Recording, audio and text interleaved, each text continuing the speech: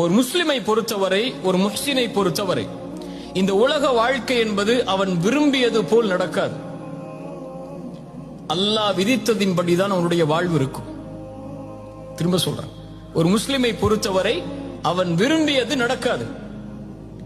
அல்லாஹ் எதை விதித்தானோ, அவனுக்கென்று எது முடிவு செய்யப்பட்டிருக்கிறதோ அதுதான் வாழ்வில் நடக்கும்.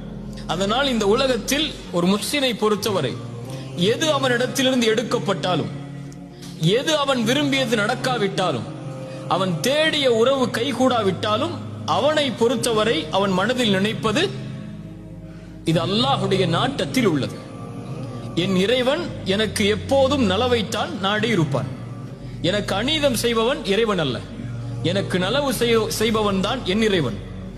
என் தாய் எனக்கு கெடுதல் நினைக்க மாட்டாள், என் தந்தை எனக்கு கெடுதல் நினைக்க மாட்டாள், என்னை நேசிக்க கூடியவன் எனக்கு கெடுதல் நினைக்க மாட்டான். அதுபோல்தான் என்னை படைத்தவன் இவர்களை விடவெல்லாம் மேலானவன். அவன் ஒருபோதும் எனக்கு கெடுதல் நினைத்திருக்க மாட்டான். அவன் நாடியது நடந்திருக்கிறது, நடப்பது எனக்கு நல்லது, நான் அதை விரும்பாவிட்டாலும் என்பதைத்தான் ஒரு முஃமின் தன்னுடைய வாழ்க்கையின் அடிப்படையாக கொண்டிருப்பான்.